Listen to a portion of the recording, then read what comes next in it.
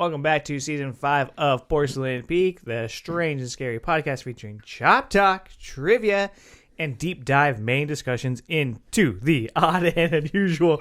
I'm one of your hosts, Anthony, and I'm joined by... John. And... Internet darling, Anthony. There we go. Yes, and this week we got some news about Star Wars. Pew, pew, pew, pew. That's the sound a laser makes. Wow, that's pretty good. Then we're going to Thanks. play some trivia. And for our main discussion, we are continuing with Planet of the April and talking about Dawn of the Planet of the Apes. So if you are interested in that, then stay tuned and we'll get started with that Chop Talk. Why don't you take an axe and chop it open? Fellas, before we dive into that news, how are you guys? It's been a while. It feels like forever. Yeah. Well, I think we recorded late, and then we're recording late again. Or we recorded early last time, and now we're recording late. So really what this whole, our new schedule, which is not having any schedule, it's just whenever we're able to make it happen, it's really thrown off everybody else in my life. Like, I'm fine with it. I'm like, yeah, whatever. You know, whatever day works for us. I don't have anything going on. But, like, my boss is always... Are you guys still doing the podcast? Because he was used to me like every Wednesday, like, okay, I'm going over to do the podcast.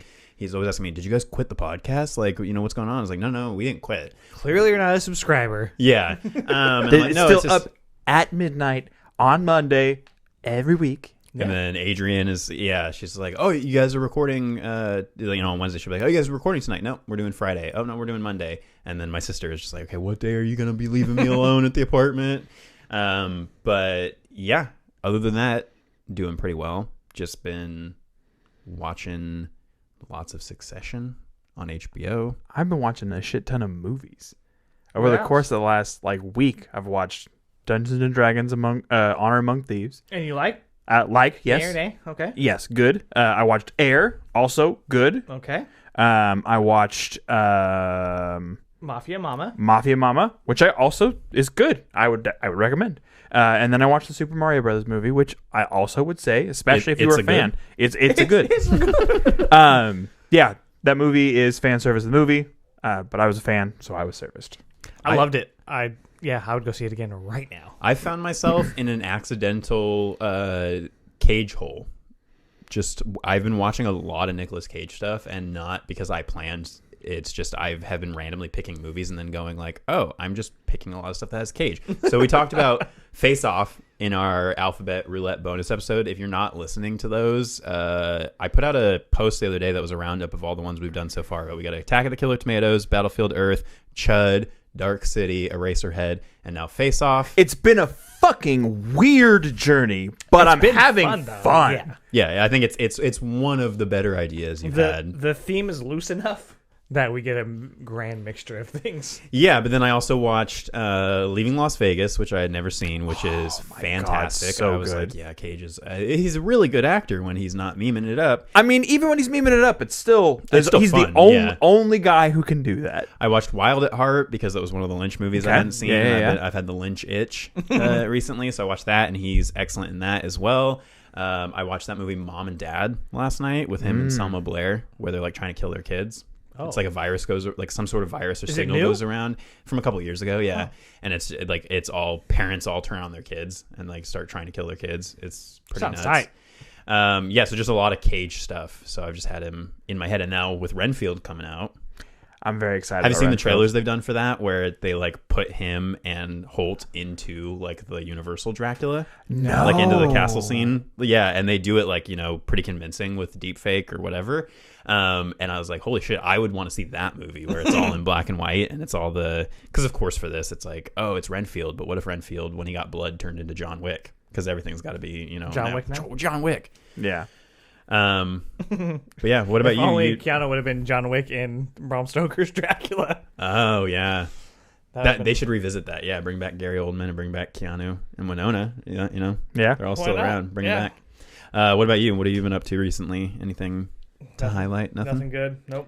Cool. You've been Breath of the Wild and. That's it. Prepping for Tears of the Kingdom. I'm so ready. Sad. I don't care if it's sad. The I'm worst ready. part about all of that shit is that you can't get the controller. It's fucking sold out everywhere. And then the deluxe edition of the game is sold out everywhere.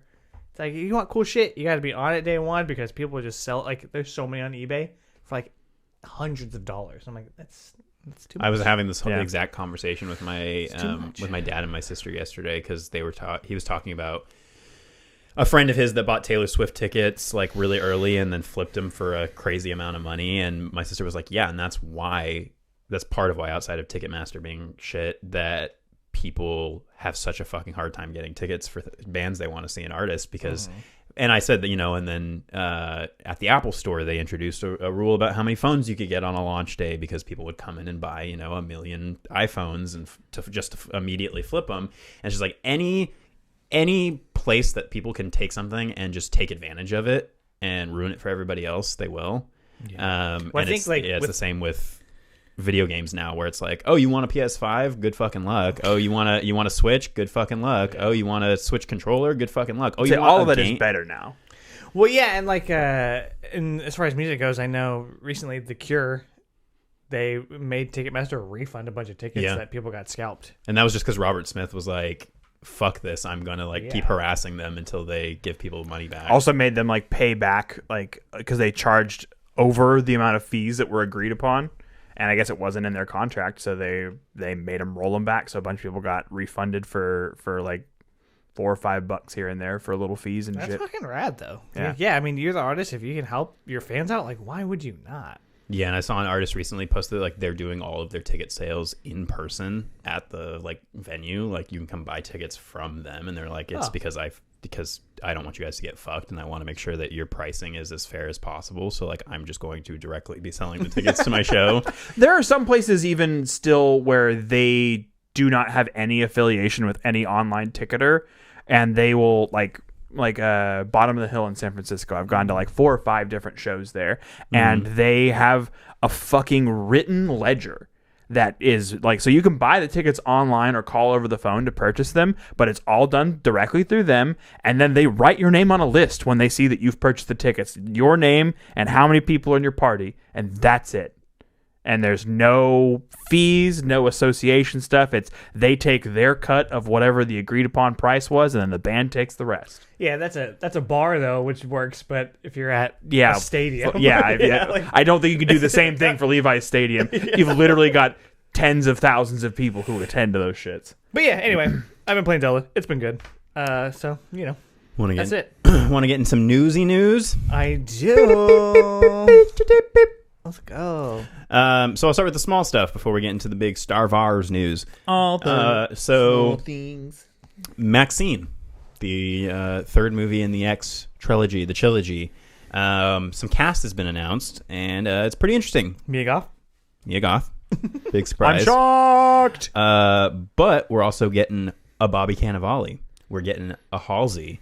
But more importantly, we're getting a Kevin Bacon. Really? And we're getting a Giancarlo Esposito. Whoa. Okay. So they're bringing in some big guns. Yeah. For this one. And I mean, people fucking love Pearl, and I thought I think X is great. Pearl just didn't really do much for me, and so I don't really have any hype for this movie, but I think it's really cool that Ty West is fine. Ty West, I was trying to remember which of these dudes it was. Ty West was able to do this, and that it kind of just spawned from shooting the shit with Mia Goth on the X set, during the quarantine, and just well, let's make a couple more of these. And so good for them. I'd like to see some more directors get the opportunity to do that, and that's cool for A24 that they are letting people do that. Speaking of A24, did you guys see this new show they got on Netflix called Beef? No. With Steven Yeun from The Walking Dead? Well, I like Steven Yeun. I know. And I was like, I'm interested. Maybe that's going to be the boat that saves Netflix, is they're going to partner with A24. I mean, because I know a lot of people that are canceling it. Doesn't Apple have a partnership with A24? Yeah. Yeah, so I don't think Netflix would get it. But then why? I don't know. Maybe it was already in the works or something. I think when it comes to A24, it's not. They don't have an exclusivity deal with anywhere. It's just hey, we are the producer of this. We're shopping it around for distribution. Would you like to be the person who has this? I see. But yeah, I mean, I'm definitely considering getting rid of my Netflix just because I almost never go on it for anything. Yeah. Yeah, I want to check that show out. So we should. Yeah, I'll look into it. Faux show. Speaking of other directors that we like, recently there has been some some rumors starting up about what Matt Reeves' The Batman 2 is going to involve. Matt Reeves ties into what our main discussion is going to be for today, because before he was doing those Batman, he was doing those Apes Men.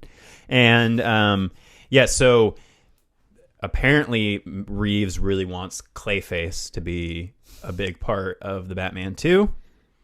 And because Flanagan had mentioned in the recent past that he made a pitch to Warner Brothers about doing like a horror Clayface movie, a lot of people are like, oh, is Flanagan involved? Does he have some involvement in whatever this Clayface project is going to be? And he basically just said, read the Clayface news. The news today is entirely speculative. When and if something happens or becomes real, I promise I'll tell you guys. Flanagan said that, or Reeves said that? Flanagan said that. Reeves hasn't really said anything about it. And then but the rumors are at that point where people are like, yeah, but we're hearing that it's pretty certain. It's hard with the rumor mill, but a lot of the time if a lot of people report it, it seems like at least somebody in the industry is saying where there's Flanagan smoke, there's is involved fire. with a Clayface something or other. So we're saying Flanagan's potentially making a Clayface movie, and Reeves is potentially putting Clayface in his movie, and they're not connected in any way? That's what people are confused about, is because his pitch for a Clayface movie was that Clayface wouldn't necessarily be a villain. He would be like a tragic, more universal monster type character. And if Reeves uses Clayface, Warner Brothers wants him to be able to use him as a supervillain. And so they're like, how do we do these things? And obviously Matt Reeves' Batman 2 plans are going to take precedent over whatever anybody else is pitching.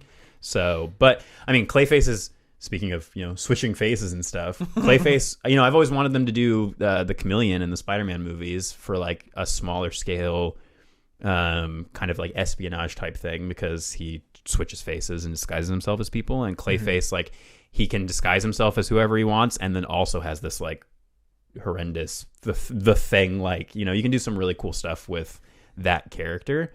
But yeah, it's just silly. Like from a Batman perspective, it's silly. As it's like a standalone, like, universal monster, I think it works. But if Reeves decides in his second movie that that's the direction he wants to take his Batman universe, I think now's the time to do it. Like, don't trap yourself in like a Nolan situation where you're like, okay, I have to keep things super realistic. And that's how Nolan wanted to do it. But it's like, yeah, if Nolan had tried then in a sequel to The Dark Knight Rises to do like Mr. Freeze or something, I think people would have been like, what the fuck is this? But if in his second movie, Reeves is like, okay, we're getting into, because really I think a lot of the more interesting villains in Batman's Rogues Gallery are the weirdo, like the Poison Ivies and the the Mr. Freezes and the Clayfaces, and you never see them because it's like, we're just going to do the Joker and the Riddler and Two-Face, basically the ones that are people but with weird fucked up faces, or whatever it is. So I want to see him do some weird shit. Yeah, get Andy Serkis to do the motion capture for Clayface. And then Five Nights at Freddy's. I don't really give too much of a shit about this, but I know some people are into this and they're excited about the movie. I just want to see it because Matthew Lillard's going to be in it. But that now has an October 27th of this year release date. And a little teaser came out for it. So if anybody's interested in Five Nights at Freddy's, check that out. Ari Aster was doing an interview recently. They already asked him what his next project might be. And he said that his last project even come out? No. So in like 3 weeks, 2 weeks. Yeah, he's saying that Beau is Afraid is the Jewish Lord of the Rings. So, but he said that his next project is almost definitely going to be a Western, and that it will have Joaquin in it. Wow. So look forward to an Ari Aster Western of some sort. He should call it Joaquin is Walking. Walking with Joaquin. Yep. Now let's get into the real meat and potatoes news. We had a Star Wars celebration. I think it was today, right? And there were a lot of big announcements about the future of Star Wars projects. There was an Ahsoka trailer that dropped. Looks pretty cool. Has live action with Rosario. Yeah. And then the actress who played Mon Mothma in Andor is coming back. Same character. A bunch of people from the Star Wars Rebels show are getting their like live action translations in this, so a lot of people who are into that are excited. We've already had a couple Rebels characters show up in The Mandalorian, and Bane, and it's the voice actors are. I don't know if it's a Sackhoff situation with her character, like she did voice it in Clone Wars and then is now playing it. I think for most of these, it's new people playing them. Okay. They're just finding like the person who works in that role, Right. like has the look, has the vibe, whatever. But it looks like they're really cracking this open too. They showed a timeline. They're going to be covering like every conceivable period of the Star Wars timeline with different projects. So James Mangold, we had mentioned recently, was working on a Swamp Thing movie for DC. Apparently he's writing that at the same time that he's going to be writing a Star Wars film that he's describing as Ben-Hur meets the Ten Commandments. Basically, he's telling a biblical epic about the origin of the Jedi. So this is going to take place way back before any Star Wars shit, like before the Old Republic, like back in the early Star Wars universe days. So a long time ago in a galaxy far, far away. Yeah. So he's working on that. We mentioned that the Daniels are involved. David Lowery did a ghost story in Green Knight. He's doing a Star Wars project of some sort. Wow. Dave Filoni, who is the guy who did Clone Wars and stuff in Rebels and is a producer on The Mandalorian, he is going to be doing a film that is going to be like the end cap to the Mandalorian storyline. Oh. So with Mando and Grogu and all of that, he's going to do a movie to like end the whole... Do they know when it's ending? Like, is 3 the last one, or? No clue. They didn't go into detail about Doesn't that. seem like but and then the other big announcement was that Daisy Ridley is coming back as Rey for a new movie directed by Sharmeen Obaid-Chinoy, who was the director of Miss Marvel. She doesn't have any other projects that we would recognize, but this movie is going to be set after the events of the new trilogy, and it's going to be about Rey rebuilding the Jedi Order.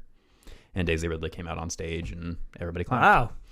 So she's coming back. Most people are like, yeah, but John Boyega has already basically said, fuck Star Wars. I don't have any interest in coming back to it. So, I mean, but if they offer him money, I still think that, I mean, What else is it? if the right project came along, I think he would change his mind. just fair, but I think it's just because he knows his character didn't get treated Oh. right in those Yeah. movies, and I don't think he had a great experience. not only getting did kind of, his character fucked not around. get treated right, but like he also got like thrown out, like raked over the coals Well, by and that's what a lot of people are saying. the vocal minority of Star Wars fans, Well, Because of what?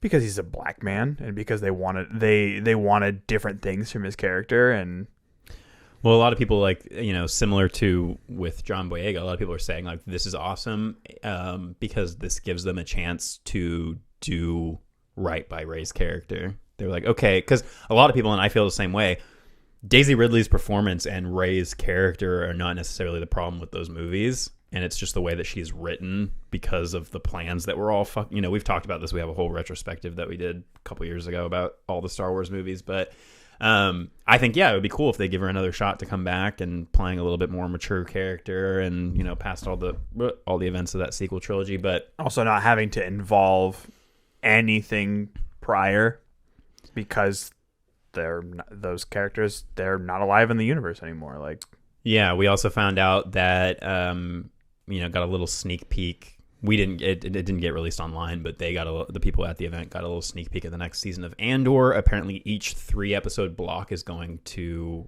be a full year in the timeline, so it'll go through several years leading up to the events of Rogue One. I think that honestly, Andor has made other Star Wars stuff feel like, I feel like part of the reason that I'm not enjoying The Mandalorian as much is because I liked Andor so much, and it even feels like some parts of The Mandalorian are trying to imitate some of the things that worked about Andor. But overall, I'm excited. I don't know. It's tough because it's just like the Marvel stuff where I'm like, I'm pretty tired of it and I'm pretty exhausted, and they're just like, and here's 10 more projects that are coming out to get excited about. It seems like their approach lately with both franchises is quantity and not necessarily quality. Well, I think it is because they need to be constantly putting new stuff on their streaming services, because they're like, well, we'll lose subscribers if people go, well, you haven't put anything new and interesting on your platform. and why not go back to the thing that makes them a ton of money? Well, yeah, and they were like, oh, we're scrapping all of our plans for Indiana Jones spinoff series and stuff because we're only going to focus on Star Wars. Like, we know that that's what works, so we're just going to keep doing Star Wars. So yeah, that's Star Wars stuff. If you like your Star Wars stuff, then I think my other hesitation with all of it, I guess, and even with the Marvel stuff too, is like, no matter what happens, there's going to be so much conversation about it and so many people just shitting all over it. That's and the I other feel thing like I'm not that looking forward sucks. to too. Is like now I have to start dreading the discourse that's going to come out of all of this stuff. I forget what we were talking about the other night, but I was like, oh, I can't wait for. Oh, it was Harry Potter, and yeah, I guess that's kind of a news thing. Is that HBO is doing. A Harry HBO Potter has said that they show. are actively working on doing a reboot series of Harry Potter. Basically, where every season is one of the books. Right. Yeah, and I was like, oh, I can't wait for the internet discourse of all of the people who are going to be complaining about them finally casting some black folks in the Harry Potter universe. Right, because I think when they did Cursed Child, they cast a black Hermione and people were... And I would be shocked if they don't do the same thing for the TV show, and people are going to go, oh, it's woke Harry Potter, blah, blah, blah, blah, and it's going to turn into a whole thing, and I'm just not looking forward to that discussion. And on top of also just not wanting this to happen, because it just feels so fucking unnecessary, and I think it's like, it's very transparent, because we, in 5 minutes, I feel like came up with a way better idea for what we would want to see for a Harry Potter show. I've been saying it for years, man. Yeah, because I was saying, all you have to do, because he was like, oh, we got to do the first Wizarding War with Harry's parents and the first Order of the Phoenix. And I was like, yeah, that would be perfect, because you could still attach the Potter name to it and have it be about his parents in that first war. And it would still, you could call it some dumb shit, the Potter Saga or, whatever. And have it be about the Marauders and the First War. And yeah. And then have it literally lead right up to the opening scene of Sorcerer's Stone, where he's being dropped off at the, have the crazy ending that we all know is coming be the murder of his parents. And, I think that to me is a perfect idea, but I think they're just going, well, but we just need it to be Harry Potter, because people recognize those characters and they recognize that name, and they're looking at the Fantastic Beasts movies and going, well, those didn't do super well because they're not called Harry Potter. But I think that's where this would benefit, is because it's characters that we do know to some degree. You know what I mean?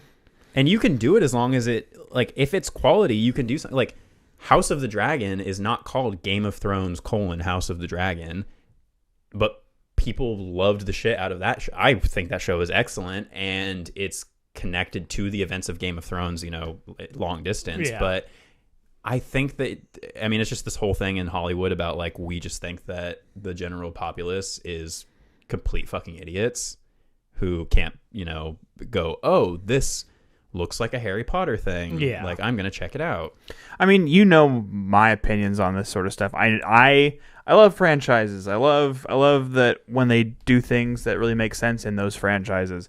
I also love when a franchise comes to an end and they call it quits and they walk away from it and make new shit. And that shit doesn't fucking happen anymore. And it's really frustrating. I'm looking at you, Land Before Time. Dude, you're a horror fan. That never happens. It never happens. It's so fucking annoying. Oh, yeah, the horror things too. Not Land Before Time. Just make some new shit. Like, come up with a new idea. New IP. There's been so many Land Before Time movies. They're now at time. It's now time. The land of time. Anyway, that's the news. Let's triv it up. There you go. We're gonna get started with that trivia. Darling, triv it up. That Christmas house of wax, the fog, piranha. It's one of those, right? Right? Before we get started with Trivial Pursuit Horror Movie Edition, we had a bonus trivia question from last week. Anthony, please remind us what that was. So Pierre Bull. Oh, what else did he direct? What is the other book that he is well known for that was turned into a 1957 Best Picture winning film? I gave you the hint that it was a war novel. So I think you guys had... You said All Quiet on the Western Front, and I agreed with you.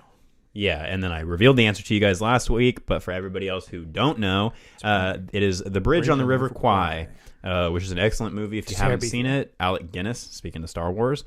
Your new question, though. Oh. Continuing on the train of Planet of the Apes related things. Okay. We're switching it up. We're not going to talk about Peter Bull anymore. We're going to talk about a different writer. Rod Serling. Well, so you pretty much just nailed the answer to the question, but But it's kind of a two-parter, so if Okay. you want to give the full Sure. context, and I think I was going to say ahead of time, this is an easier one for this week. So there is a connection between Matt Reeves and the writer of the 1968 Planet of the Apes film. Who is that writer, and what is their connection? So if you remember back to something that I mentioned, I think in last week's episode. Reeves was supposed to direct a Twilight Zone movie. And what did you say? Who did you say the writer was? Rod Serling. Rod Serling. Yeah. So the creator of the Twilight Zone. Yeah. So you guys don't need to guess because I gave a softball. Twilight Zone. My bad, dog. No, I was pretty sure you were going to nail it right off the bat because I would assume that's part of your interest in Planet of the Apes is that Rod Serling was involved. Or No, I was didn't know that till way later. I had no Oh, idea really? they were connected. Yeah, I just independently liked the Twilight Zone and independently liked Well, once you Twilight- know it, Planet of especially the with Apes. the whole the whole setup and then the twist at the end, you're like, oh yeah, makes feels sense. like Yeah. a Checks Twilight out. Zone. I was waiting for him to walk out of the Statue of Liberty, like, that's what happens. Not only Planet of the Apes. not only a planet of apes, but also of apes. Not just a planet of chimps, but a planet of bonobos. Orangutan. John, what about this question? I'll make up for it. Why did the Scarecrow... Or no, what is it? Yeah, Scarecrow receive an award.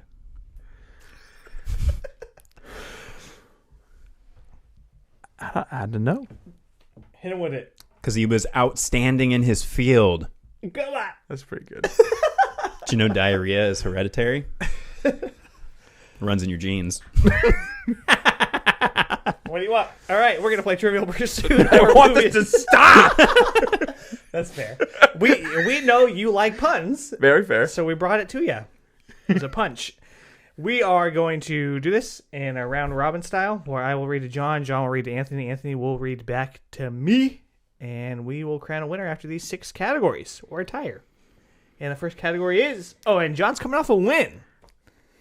Monsters category. Yes, John, your first question is... What is the name of the ship that brings Dracula to England in Dracula from 1931? Can I take a shot at this if he doesn't get it? Oh, Not for a point or anything, just to show off. I don't know for sure that I know it. I just have a guess.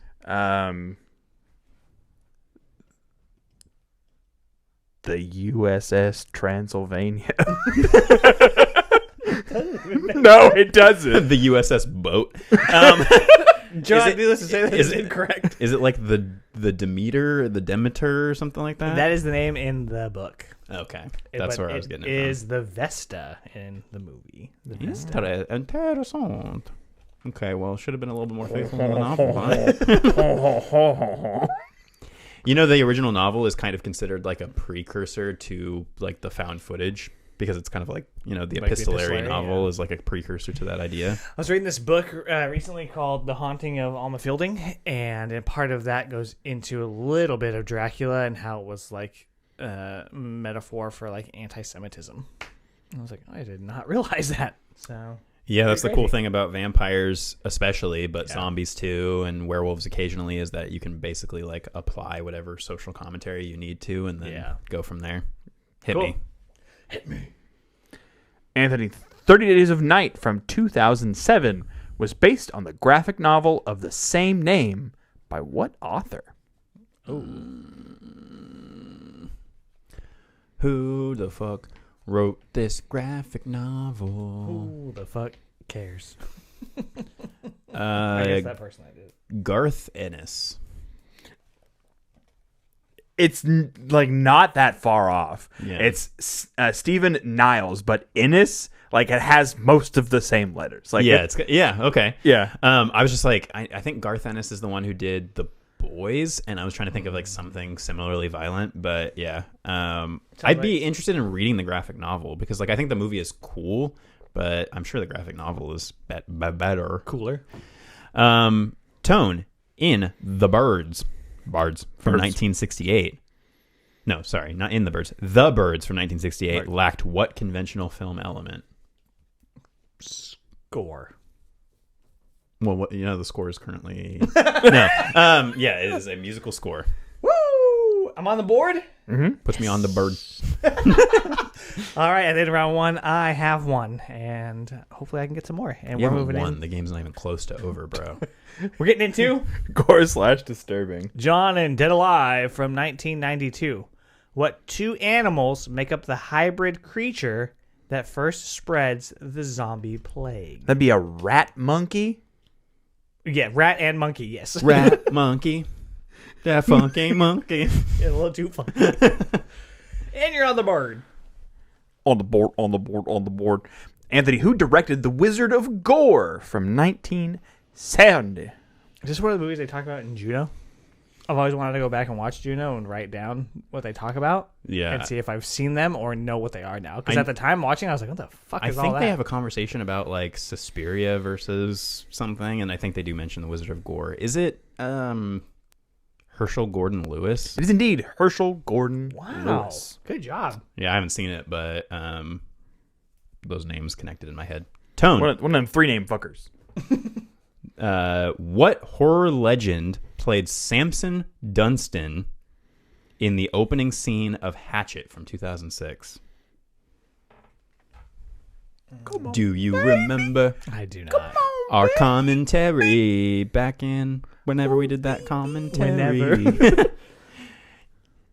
I can't Yeah, but you ever have a bourbon on Beer Street? I never had. Was it Robert Englund? It was indeed Robert Englund, better known as Freddy Kruegsworth. Frederick Kruegsworth. All right.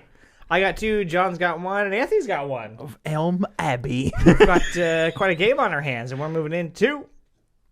Brain worms.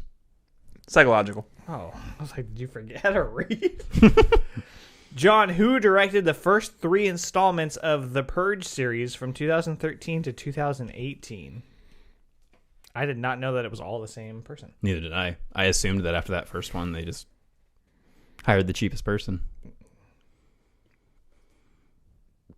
I don't fucking know. Well, the first one was Stanley Kubrick. So, Stanley Kubrick.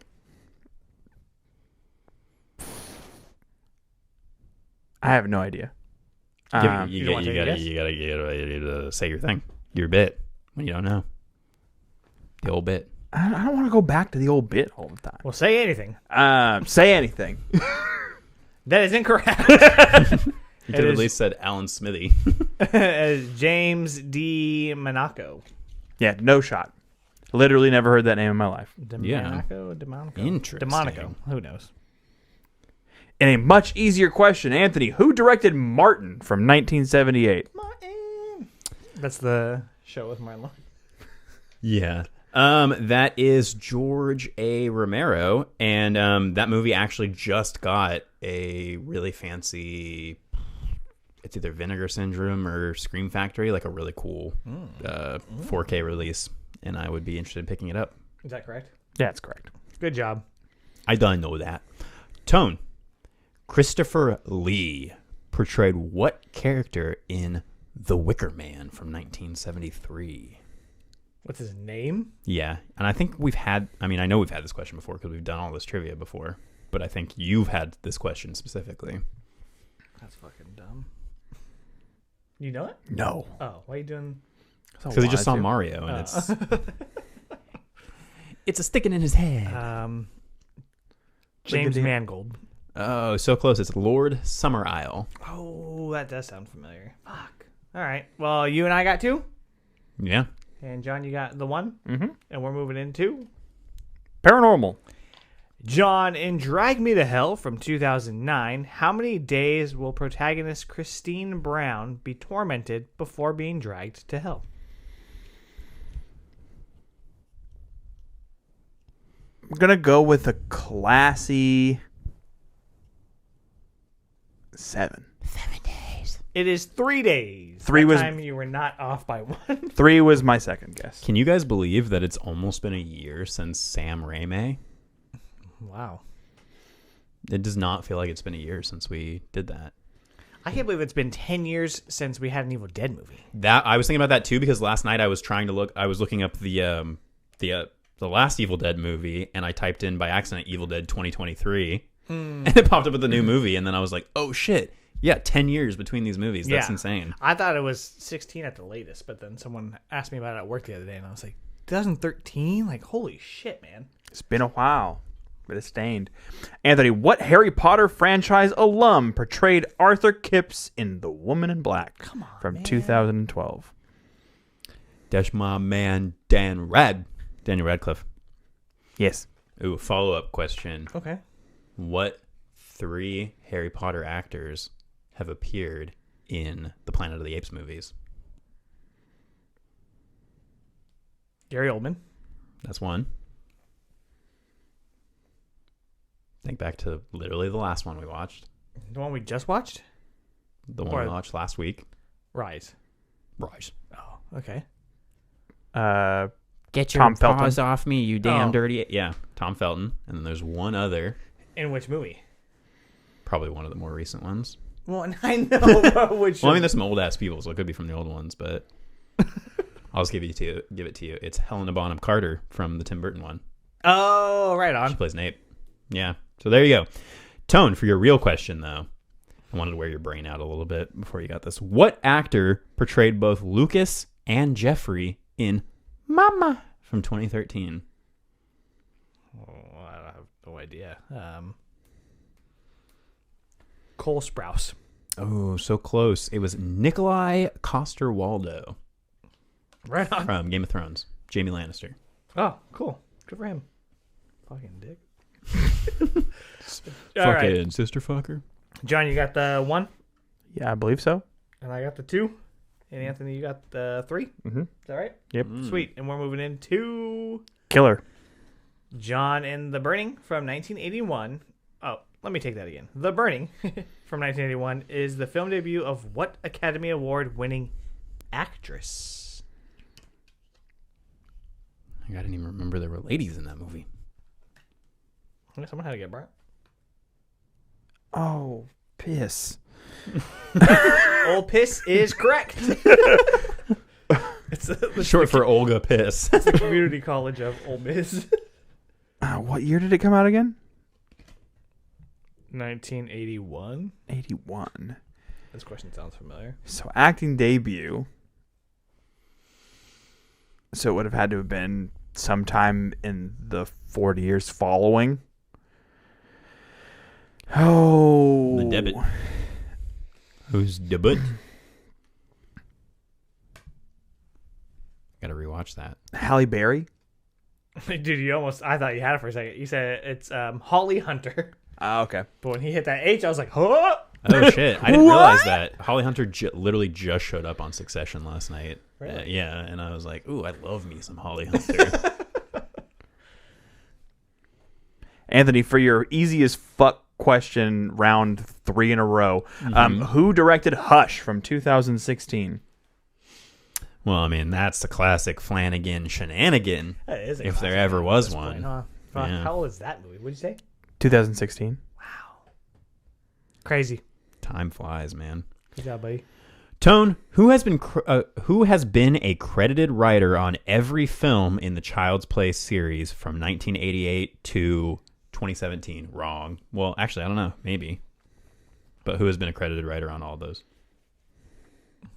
Don Mancini. It is indeed Don Mancini. He also directed Seed of Chucky, Curse of Chucky, and Cult of Chucky. And some of the show. The Which old I- Mancini.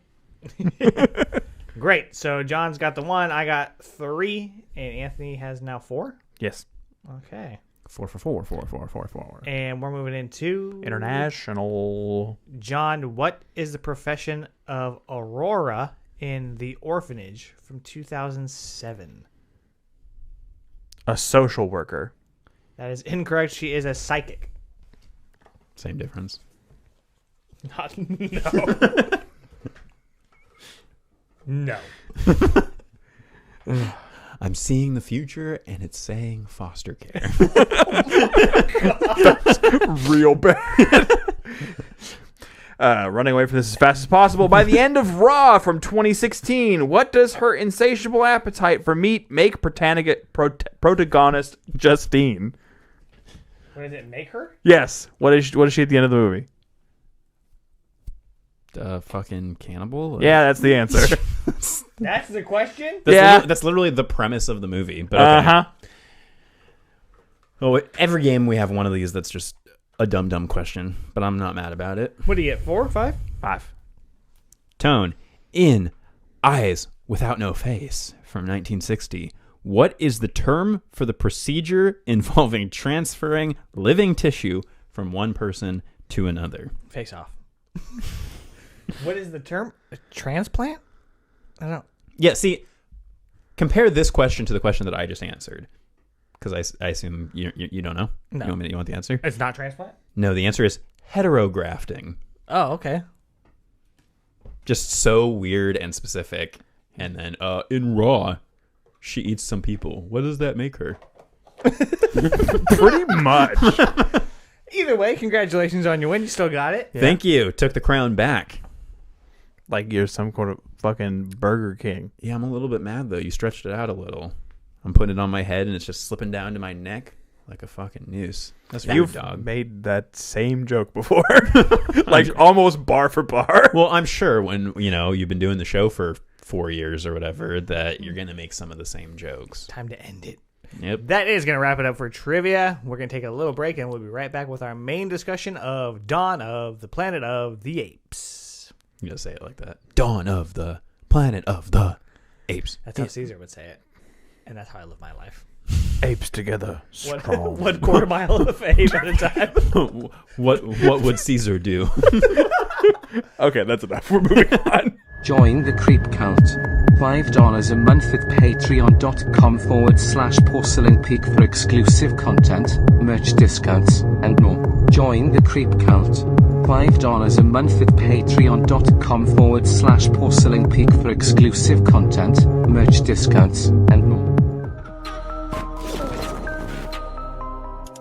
Hey, you want to see something really scary?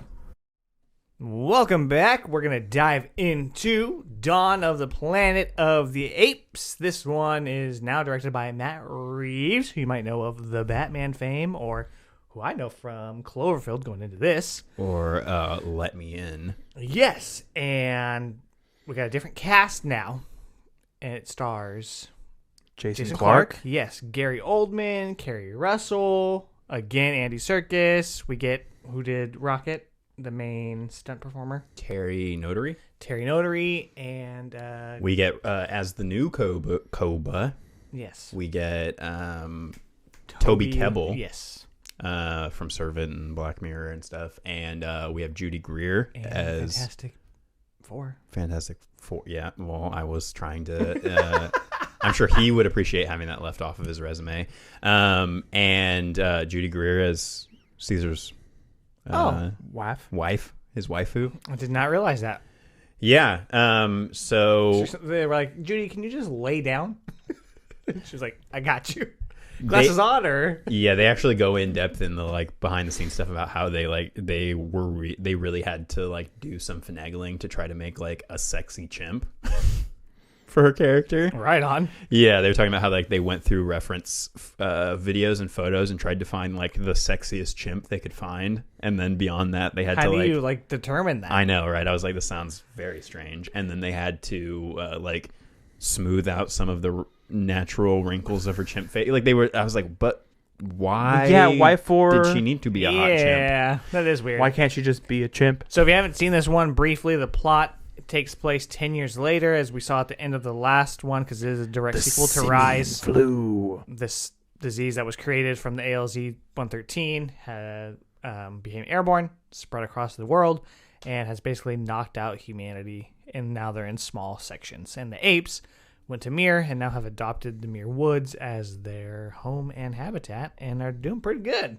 Yeah, They're they're building shit hierarchy. out there. It's all, it all works out. They hate guns, and really humans and the apes don't fuck with each other, even though the apes kind of caused this and then are there. It seems like people have kind of forgotten that all that happened to some degree. So I had there's kind of apes forgotten here? about this, and to me it makes total sense where the general population would know. General population? They would know that the simian flu happened, but they wouldn't necessarily know about all of these experiments that made the chimps smart. Like even on the attack Right. on the bridge, it's not like people would immediately go, they must be genetically enhanced chimps with super intelligence. They're just like, there's a lot of escaped apes that are wreaking havoc. Escapes.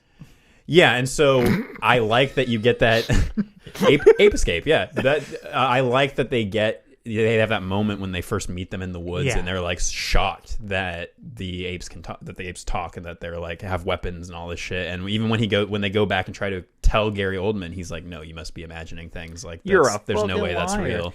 And then they have that little campfire scene where he's like, "Don't you get mad like looking at them? Don't they make you sick?" And then they defend the apes, and they're like, "Well, the apes didn't cause the disease. The apes are a byproduct of what that disease created." Which I feel, especially after Scientists something getting like too crazy. Well, especially after something like COVID, where there was, as there is with literally every major disaster, you got to blame somebody, and usually racism comes into play. And with COVID, there was a lot of racism against Chinese people because everybody was like, it came from a Wuhan lab or whatever. And so this, to me, I was like, this is another one of those things that feels way more accurate to real life now that we've experienced it with the pandemic. But yeah, this whole like, some people are going to hate apes because they feel like they somehow intentionally caused this virus Because they're simians. but yeah, so in this movie, we briefly talked about it last week, but Rupert Wyatt, who directed the first one, he wanted to come back for this. He had a lot of interviews right after Rise where he talked about his hopes of setting the next movie about 10 years in the future and exploring the relationship between Caesar and Koba, and he had all these big hopes about it. And then really the studio was, well, you got to have it out by this date of 2014 or whatever. And he said he didn't think that he had enough time to work within those constraints. And Matt Reeves took over.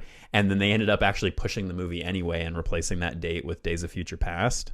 Oh. So I'm like, I wonder if Rupert Wyatt was peeved about that. You where it's damn like, dirty producers. Yeah. But Matt Reeves is an excellent director. I think he does a really nice job of carrying on the torch from the previous movie. And I listened to his commentary for this, and you can tell that he wanted to do this because he had such a love for Rise. He talks a lot in the commentary about how impressed he was with that movie, and just seeing it as a moviegoer, he was like, I love this perspective. Like we talked about last week of switching the perspective over to the apes being the main protagonists and getting really to see what their whole deal is.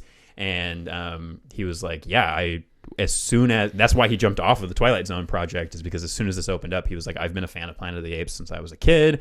I loved the new one. So yeah, like I'll come in. And originally the script for this one was set even farther in the future, and the apes were going to all be talking, and it was going to be a lot more like progressed into the timeline of toward the original Planet of the Apes. And it was going to open from the human perspective, and you were going to follow the humans for a while, and then it was going to switch over. And when he came on board, he was like, I'll do it, but you have to let me rewrite the entire script. Oh, wow. Which is kind of insane, because if he was on any sort of time constraints, it's like, that's a pretty big challenge to take on. But his first thing was, no, we're going to start in the ape perspective. And We've already done all of the work to set us up there. Why not continue down that path? And I love the direction that it goes. We get a lot more of the apes talking. We still don't know if they're all hyper intelligent or not. We still don't know if they all speak.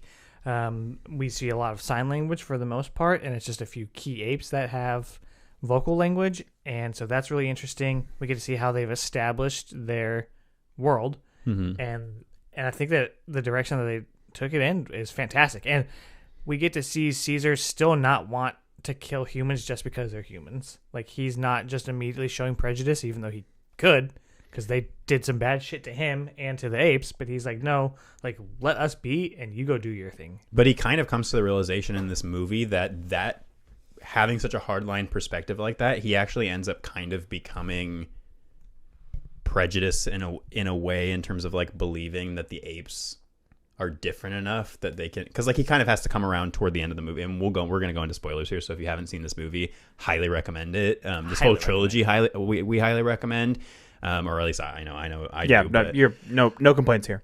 yeah, but in this one he goes through the journey of now realizing that the chimps, just like humans, there are good apes and bad apes, and it's not just, because this is an ape, apes can't kill apes. He kind of realizes that he has a very narrow view of the ape culture because he desperately wants there to be some sort of relationship between humans and apes.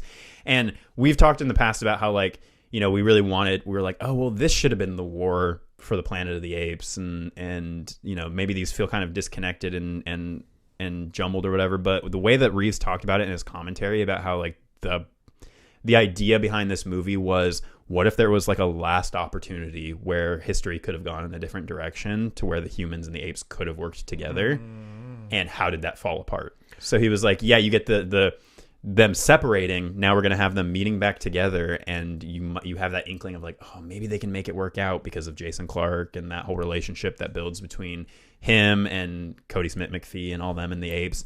And you think like, oh, maybe they'll make it. But he was like, but in your head, because you know where this is going. That it's something that's going to do it. Yeah, it. so it's like a tragic story because it's not going to work out in the end. Well, and I know that you could argue that there's multiple villains in this story because of what happens with humanity and how they try to basically fucking murder all of the apes and shit. But the real true main villain of this is Koba. And I feel like Koba is a very well-written villain. Like the fact, like he has great motivations, which is, the building foundation off of making a villain. And the decisions that he makes, he feels like he's making them for the good of ape kind, which I think is very fair. I mean, like you could see both sides of that based on the fact that humanity is the reason why they are the way they are now. Especially him. Yeah. Well, he's kind of... he's like gray, but not dead middle gray. Yeah, exactly. Well, he feels very much like a somebody who would become a fascist dictator in like a Hitler type style. In that he is like, oh, the best way to ensure the future of ape kind is to separate, destroy the humans, get rid of the ones that are a danger to us, let them do their thing. Yeah, and keep the apes like the pure rulers of this society or whatever. And Caesar's a lot more like, if we can. I mean, he is very much like, don't fuck with us, like, but he doesn't want to actively try to go out and kill the humans. And Koba's more like, okay, they're going to at some point present a danger to us, and we need to attack them now. And he is the other one besides Caesar who uses his time with human beings to really fuck around with them. And I mean, I think the best scene with Koba is when he goes to the soldiers and he's like pretending to be like what they imagine a chimp would be like. So he's goofing around and drinking with them and like, playing around, and then grabs the gun and just fucking murders them. And so he's able to kind of like take advantage of what he knows humans perceive his kind like. So I think that's really cool. And also just has a very Scar in The Lion King like whole thing, especially toward the end with him like, hanging and doing the whole thing. And there's some cool stuff that mirrors the previous movie, like Koba being the one that's hanging and ends up being pushed to his death is the same as the dude in the helicopter on the bridge at the end of the last one when Koba's the one that comes up. And Caesar was like, no, I'm not going to push the guy. And then Koba does it. And in this, it's like a reversal of now Caesar has to make that decision to get rid of Koba. I think that scene is really, as much as you kind of hate what Koba's doing, I think it's still very tragic at the end, especially with like the sound of him like screaming as he's falling and he's hitting shit as he's going down, falling into the thing. I feel like that final scene is where the CGI starts to trail off a little bit, but for the most part, the apes look fucking fantastic. They look even better. Well, and Reeves actually brought that up in the commentary, is that whole thing on top of the tower at the end is the most CG they had to use for anything, and so that's why he was like, this is the most kind of removed from the style of the rest of the movie, because you lose that balance of like enhancing versus creating. And that scene is mostly created and not enhancing something that's already present. Yeah, and we talked last week about 100%. How they kind of pioneered the performance capture outdoors, so they could use that a little bit on the bridge stuff in the previous movie. And this one, they just take full advantage of it. And he was like, yeah, pretty much all of this movie is shot outdoors in real locations, in real forests in Vancouver and in New Orleans. And they actually found a house that had the exact same floor plan in New Orleans as the house that they used in the previous movie. Really? He was like, yeah, we found this house that was so a lot of the human settlement stuff, the reason it looks the way that it does is because they filmed right after Katrina happened. And they went to New Orleans and filmed in the real downtown that was destroyed by Katrina and overgrown and taken over. And so that house they found, they did minimal additions of the overgrowth. They were like, most of that was what the house looked like. And it just happened to have the exact same floor plan on the inside to the house that we needed. So they just crazy. did minor adjustments to make it, inside look kind of like a dilapidated version of the I've previous. been to that district in New Orleans, and it's fucking like harrowing. Speaking of the house, Caesar has adopted this symbol, right, to represent the apes and to represent family, and I really love that. I don't think we talked too much about it last week, but now we get to see it used, like they have it carved into rocks and on walls and that kind of thing, and it's the window. Mm-hmm. And I think for him, obviously that represents freedom to an extent outward, but then inward, I think it's, also family, and it's everything that he learned to be through his time in that house. And so I was like, that's cool that he has used that for other meanings. And Caesar is such a like an ever evolving and developing character, which I think is really, like I said, it's a testament to the writing and also to Serkis's performance. I mean, the fact that a thing that is basically completely created by a computer is able to elicit emotions in the way that character does is mostly due to the voice performance and to just how like the movements and everything work.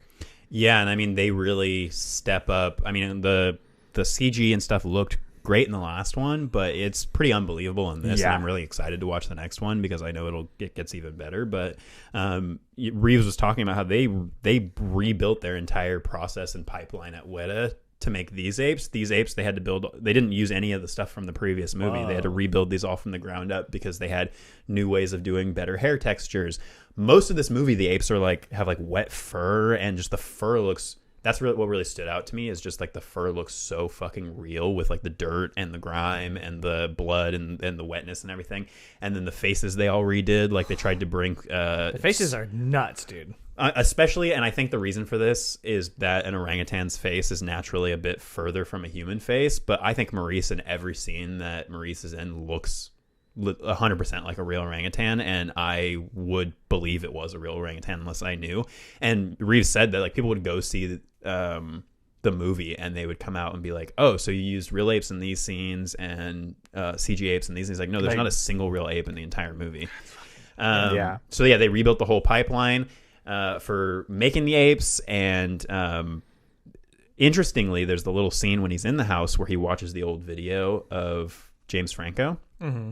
And even though it's a tiny screen and the lay viewer probably wouldn't even notice, they took that footage from the first movie, and part of it's like an outtake, but they couldn't have the old model of Caesar in there because they were worried that because the new ones were so improved, so they had to like go into the footage and rebuild the young Caesar for just those little snippets that are in that to make sure that they were like consistent across. But yeah, for a lot of the apes, they tried to bring more of the facial features of the actual actors in. I do think Caesar looks a bit more like Serkis in this, like especially having seen him in things like Andor, and I'm a lot more familiar with his face and his voice now. Like now I can really tell that it's Andy Serkis coming through. Mm-hmm. But yeah, like Judy Greer's in this, and I guess that's really just because her and her husband are apparently massive Planet of the Apes fans. Right on. To the point where at their wedding they had a Planet of the Apes chimp cake topper.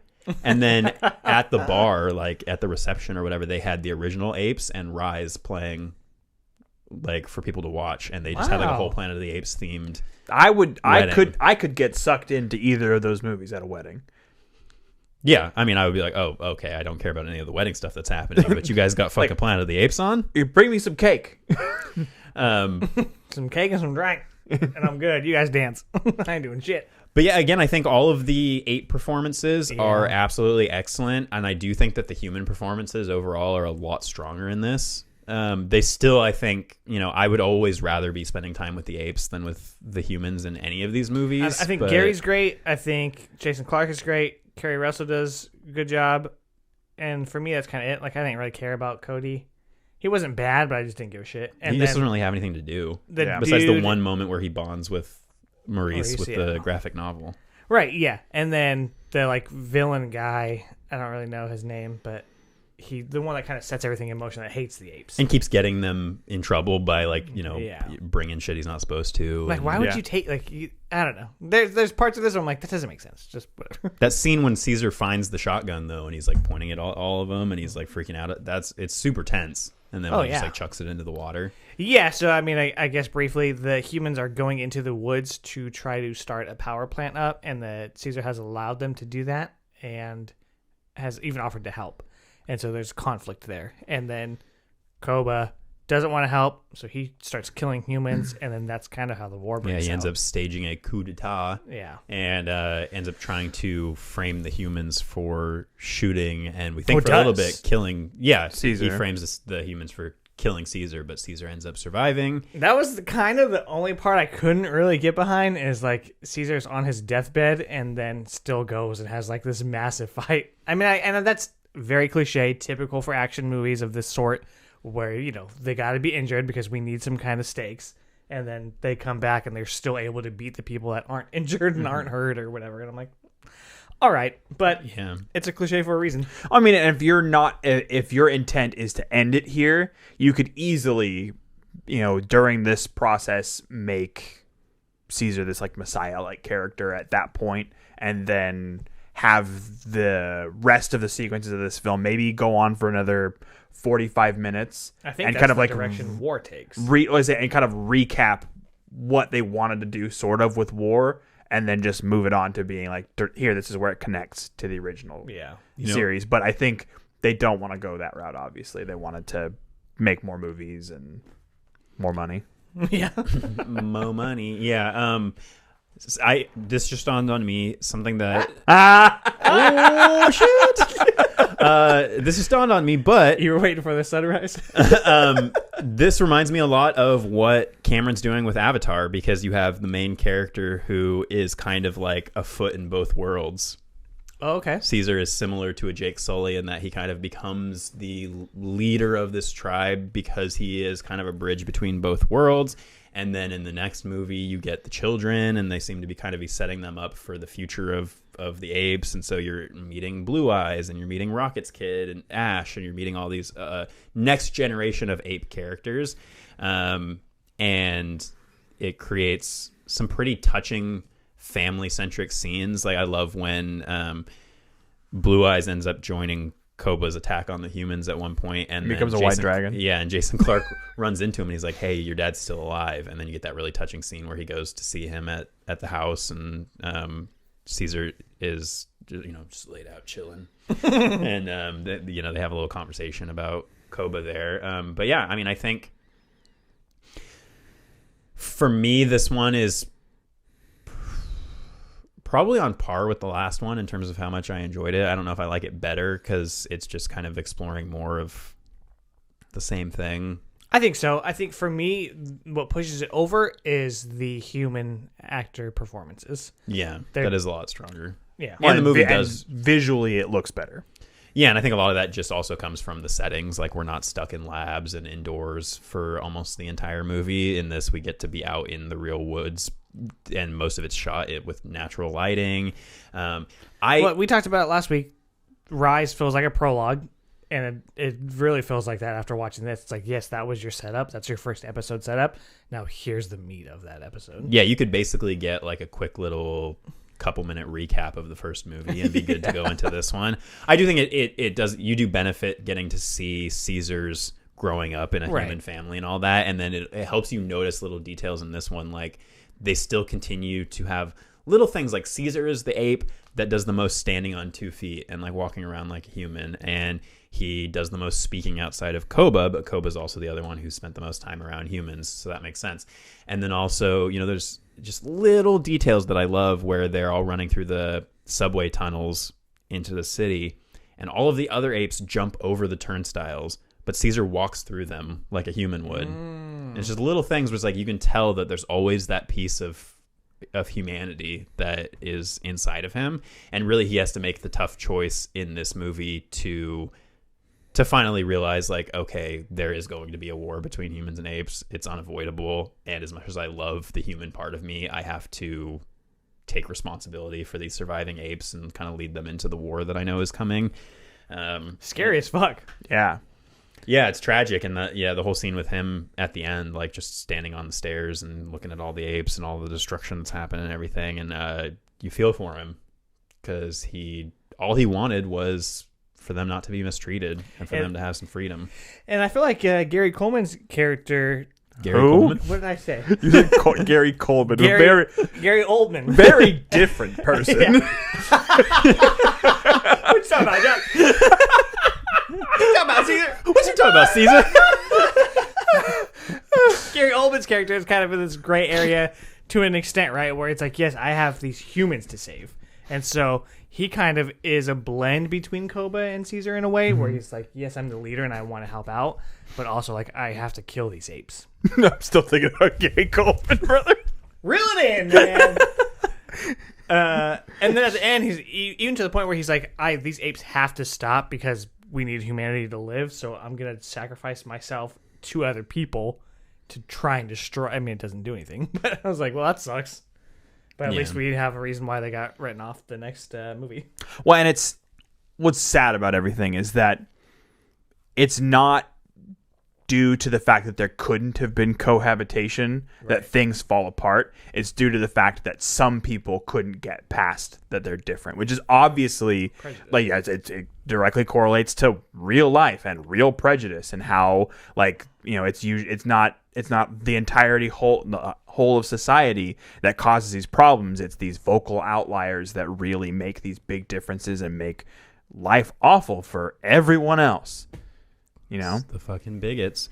And something that Reeves brought up in the commentary that I was like, oh shit, that's pretty awesome. I hadn't really thought about that. Is that what really makes the apes, especially in this interpretation, so interesting is that we kind of are getting to see them evolve in a similar way to like how human beings evolved. So we're seeing them go from, in the last movie, being basically just, you know, apes, and then in this they've now developed weapons and hunting tactics and war paint and riding horses and all these little things that humans also evolved kind of in that similar thing of like, now we're using rudimentary tools and rudimentary hand signals and communication that will eventually develop into language and speaking, horse riding, pack animals, you know, building shit, you know, all this stuff where it's like you're getting a kind of a glimpse of what primitive humanity is, and they're being introduced to things like warfare because both conflicts within them and then also conflicts with outside groups, which is very similar to just how humanity has developed. Is